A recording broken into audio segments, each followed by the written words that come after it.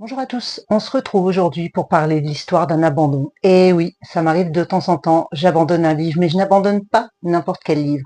J'abandonne le livre d'un auteur que je n'ai jamais abandonné. J'abandonne Oli de Stephen King. Je vais rapidement passer sur l'histoire. On est sur une enquête d'une agence de détectives, Oli. Alors, vous verrez que c'est un personnage qu'on a déjà rencontré dans de précédents romans de Stephen King. Voilà, elle est à la recherche d'une jeune fille, Bonnie, qui a disparu et dont sa maman recherche désespérément la trace. Cette jeune fille a abandonné son vélo. C'était une jeune fille qui travaillait dans une bibliothèque, une fille très sérieuse, et elle a disparu et elle n'a laissé aucune trace, hormis ce vélo avec un message posé sur la selle, un message assez énigmatique. Vous me direz, le pitch est plutôt sympa. Donc, pourquoi est-ce que je l'abandonne?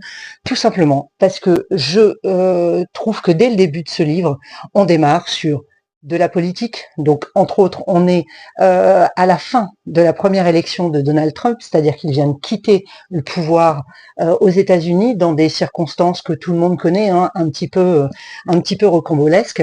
Et on est encore en plein Covid, c'est-à-dire qu'aux États-Unis, on est en pleine dispute comme en France, comme partout dans le monde quasiment à l'époque, entre les vaccinés, les non vaccinés, les porteurs de masques, les non porteurs de masques. Oli vient de perdre sa maman dans des circonstances difficiles, puisque sa maman vient de mourir du Covid, puisque c'était effectivement une fan de Trump et qu'elle refusait de se faire vacciner et de porter le masque. En fait, j'abandonne ce livre parce qu'il est totalement à charge et c'est juste insupportable en fait.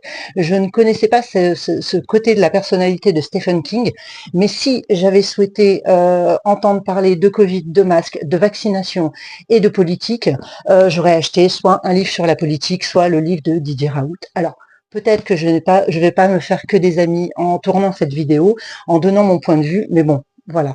Moi, c'est juste insupportable parce que c'est pas ce que je cherchais en débutant cette lecture. Alors ensuite, pour vous rassurer, ensuite, effectivement, on arrive enfin à rentrer un peu dans l'histoire. Et quand enfin vous y êtes, quand enfin vous commencez à vous passionner pour cette enquête que mène Oli, vous vous retrouvez de nouveau à entendre parler de Trump, à entendre parler de vaccination. Moi, c'est juste quelque chose qui tue ma lecture et qui me flingue parce que j'ai envie de me sortir du quotidien, j'ai envie de me sortir de toutes ces polémiques qu'on a pu vivre pendant des mois et maintenant des années, et stop quoi. Donc même si sur celui-ci il nous était bien vendu qu'il n'y avait pas de science-fiction, que c'était purement une enquête telle qu'il a su en faire ces dernières années ou qu'il en avait fait à tous ses débuts grâce à Misery ou pas un instant vous n'aviez de science-fiction dedans. Je savais où je mettais les pieds, mais à aucun moment je n'avais envisagé un tel parti pris. Voilà. Donc je l'abandonne sans aucun regret. Je vais bien entendu, c'est un bel objet, il va faire partie de ma collection. J'aime toujours autant l'auteur, mais j'aimerais vraiment que ce genre de choses ne se reproduisent pas parce que c'est tout simplement très très pénible. Et je l'avoue bien volontiers, moi je fuis actuellement tous les livres qui peuvent me ramener continuellement à la réalité.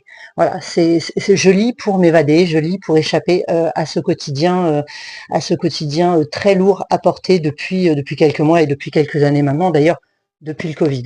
Donc certes, il l'a écrit à une époque où le Covid faisait tous les jours partie de notre vie, mais justement quoi, on a juste envie de penser à autre chose.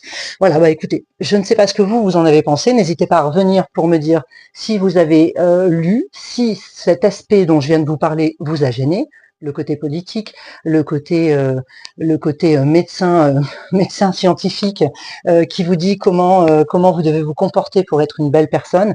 Voilà, moi je sais juste que c'est juste imbuvable pour moi. Allez, je vous dis bye.